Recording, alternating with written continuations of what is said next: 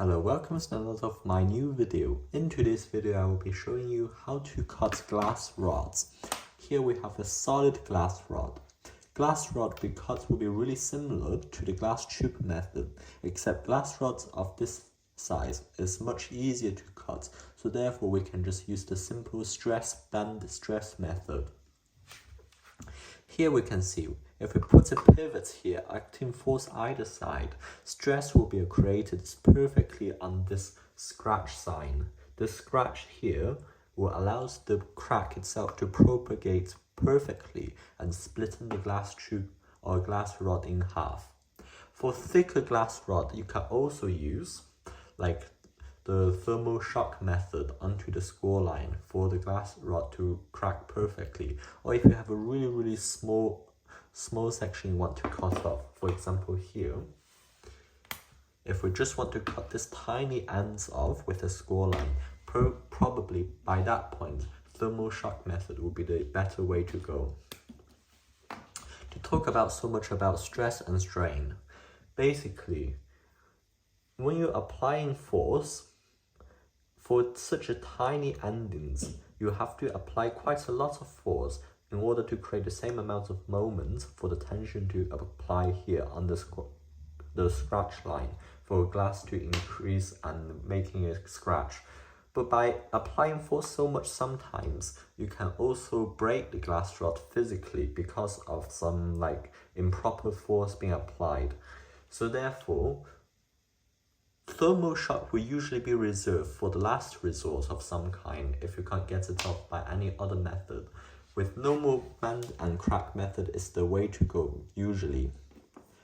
Usually when you do a score, you want to do 2/3 of the way through the entire circumference in order for an even break. So if I now want to cut the glass here, I can simply just score it. Make sure I make it perpendicular to the blade itself.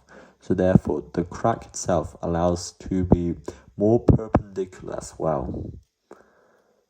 Here, I score and twist. Here on the glass, I have a really weak score line. You might not be able to see it, so I'm going to color the score. Once now the score line being covered, I can wipe off the excess. The score line here become much darker now, you can see.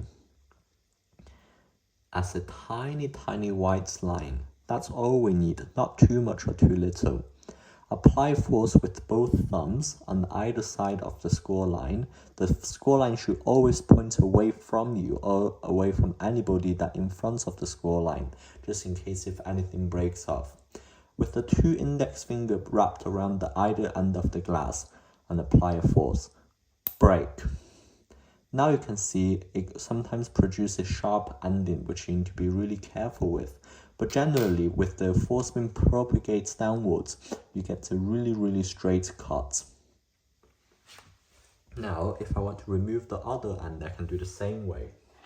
Because the glass is so thin by this point, I can easily break it off by scoring the glass. So therefore, if I apply any force by scoring it this way, now I get a perfect cut with no more sharp edges because the glass rod itself is quite thin. And if I now want to break the center of the glass rod, so to break it in the center of the glass rod, I have just to scratch it. The video just ran out of memory. Score it perfectly in the center. Apply force either end. Break. You get 2 perfect cut sections of glass. Now, if I want to break the glass again, now it's even more tricky now. Put finger underneath where you want to score and make a perfectly perpendicular scratch on the entire glass rod. And then untwist, break. Now you get 4 pieces of glass rod. In theory, we can break it again. Maybe attempt luck a little bit.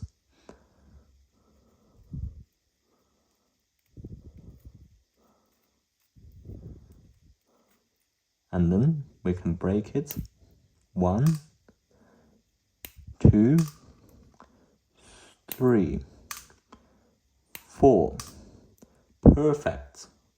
So that's how you break glass without cutting your fingers. Without this scoring, I would never ever break glass with so close to my fingers. If I do not include that scratch line, I will just demonstrate what will happen. Without the scratch, even if you have the equal tension on either side, the tension is highest here. The glass itself has so much natural defect. In fact, it can break anywhere between here. So if your finger is here, your finger can get hurt really badly by glass cutting into it. So therefore, I always tell people that you need to make sure you do a scratch line that is clearly visible. With a clearly visible scratch line, you can even cut really small pieces of glass without worrying too much. As here demonstrates again. Here is a scratch line, breaks, without ever worrying. Now here without any scratch, if I try to apply any force, I can't break it easily, so don't. Anyway, hope you like it. Take your own risk as I shall see you in another of my new videos.